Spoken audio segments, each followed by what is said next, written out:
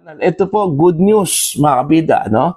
Para po kina Senator Bato de la Rosa at Senator Bongo po, ano? Kung saan po ngayon ay namimiligro po, ano, mga kabida, sa posibilidad na arestuhin, okay? After na napabilang po yung kanilang pangalan po mga kabida, no? Sa prosecution list sa mga personalidad na co-accused di umano sa kasong crimes against humanity po, ano, ni dating Pangulong Rodrigo Roa Duterte, mga kabida, dahil po sa madugong war on drugs, mga kabida, ano, nung panahon po niya bilang Pangulo po ng Pilipinas.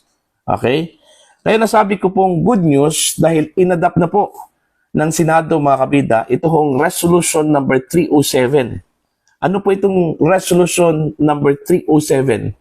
Ito po yung resolution po, mga kabida, ano, na magbibigay protection po kina Senator Bongo at Senator Bato de la Rosa, ano, from arrests, ano, mula sa isang international tribunal, mga kabida, no? Kagaya na lang po ng International Criminal Court. Okay? Ito, babasahin ko lang po, ano, ito pong post po ng ABS-CBN. Alright? Ang sabi po dito, mga kabida, Senate adopts Resolution 307 expressing its sense to protect Filipinos against extrajudicial rendition and guarantee them a reasonable time before surrender or extradition to seek redress from the courts. Ano ang ibig sabihin po dito? Okay? Hindi na po basta-bastang arestuhin po, ano?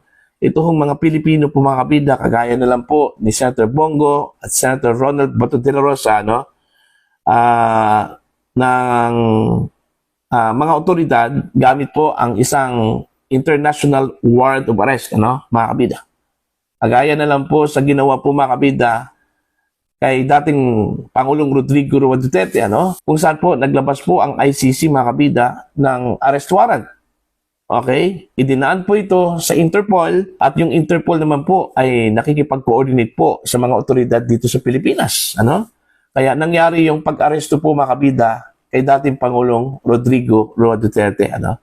Meron pong provision sa Rome Statute po nakalagay, mga kabida, na kailangan mo nang idaan po sa isang court, ano, o local court ang isang arrested person bago po ito dadalhin, mga kabida, sa point origin po, ano, ng arrest warrant. Okay? Kagaya na lang po sa The Hague, Netherlands, ano, sa International Criminal Court, ano po, mga kabida. Pero yung nangyari po kay dating Pangulong Rodrigo Duterte ay hindi po yon ginawa ng mga otoridad, ano, dito sa Pilipinas. Kaya bilang protection po, mga kabida, ano, sa mga Pilipino, ito po yung resolution po na inilabas po, mga kabida. Actually, yung resolution na ito, ano, mga kabida, ay nanggaling po ito sa minority bloc. Alright? Na inadapt naman po, mga kabida, ng Senado, ano, as a whole. Alright? Ito po ay para bigyan po ng pagkakataon po ito pong mga akusado po, mga kabida, no? Again, kagaya ho kay Senator Bongo at Senator Bato de la Rosa na lumapit po sa korte, ano, mga kabida, para determinahin po, ano, kung ang arrest warrant po ba ay valid or hindi, ano, mga kabida. Eto, tuloy po tayo, ano. The minority bloc resolution comes after Senator Christopher Lawrence Go and Ronald Bato de la Rosa have been named co-perpetrators in crimes against humanity case of former President Rodrigo Duterte at the ICC. Senator Risa Hontiveros, Francis Pangilinan, and Bam Aquino voted against the resolution. So sila lang po yung hindi po sumuporta po dito sa resolution na ito, ano, mga kabida. At majority po ng mga senador ay kinatigan po itong resolution po, mga kabida, ni Senator Alan Peter Cayetano ng minority bloc, ano po, mga kabida. So ano po ang epekto, ano, dito ho sa pagtatago po, ano, ni Senator Ronald Bato de la Rosa, mga kabida? Okay? Simple lang po. Pwede na pong lumabas po, ano, mga kabida, ito hong si Senator Bato, ano? Okay? Dahil kung sakali man po maglabas po ng arrest warrant ang International Criminal Court laban po sa kanya, no, mga kabida, or laban ho kay Senator Lawrence Go, hindi na po sila basta-bastang arestuhin, ano? May pagkakataon pa po itong dalawa na humingi po ng shield mula sa korte, ano po, mga kabida, no?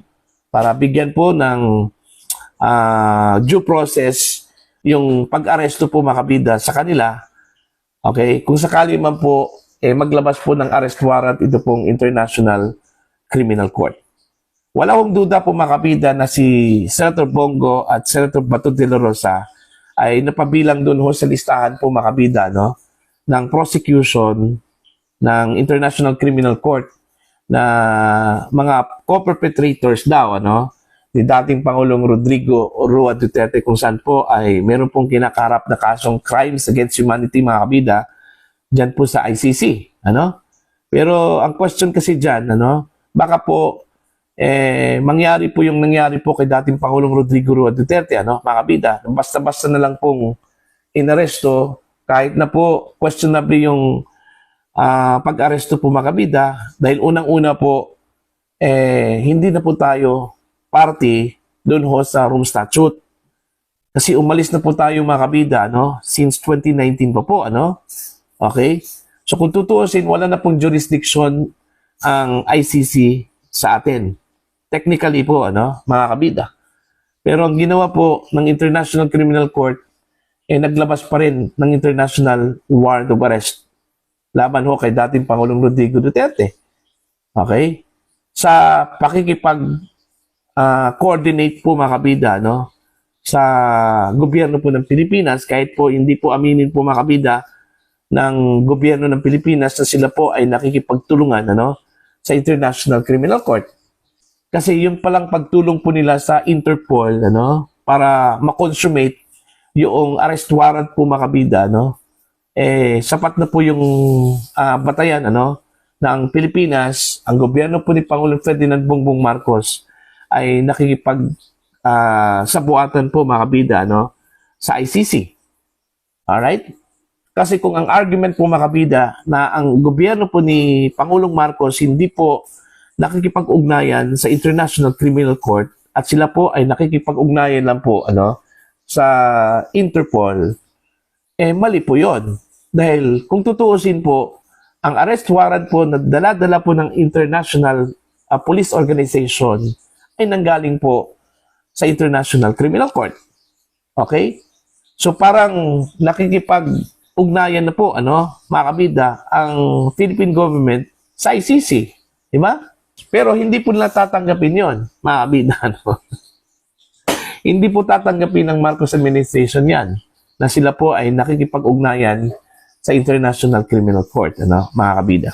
So para bigyan po ng proteksyon, okay, at hindi po pwedeng basta-basta aristuhin na lang po ng mga operatives po, ano, ng Pilipinas, yung kapwa Pilipino, mga kabida, okay, kailangan mo nang idaan sa mga local courts itong mga aaristuhing mga Pilipino to seek redress, ano, mga kabida, dun po sa arrest warrants na ilalabas po, ano, ng International Tribunal.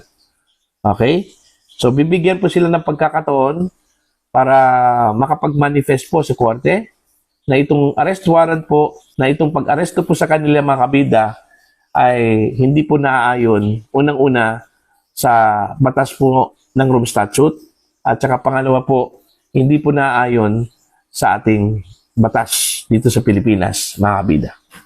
Okay? So dahil dito sa adoption po ng Senate, ano, mga kabida, anong sa palagay po ninyo, ano? Lalabas na kaya ito hong si Senator Bato de la Rosa? Okay, aatid na kaya ito sa mga sessions at gagampanan na kaya, ano, ni Senator Bato de la Rosa, mga kabida, yung kanyang trabaho bilang senador diyan po sa Senado, ano, mga kabida. Abangan po natin ang susunod na kabanata po, ano, mga kabida.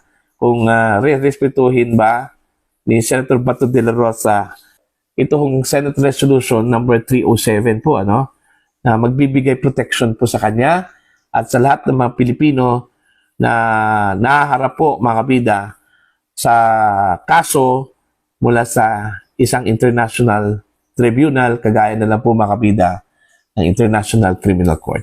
Please comment.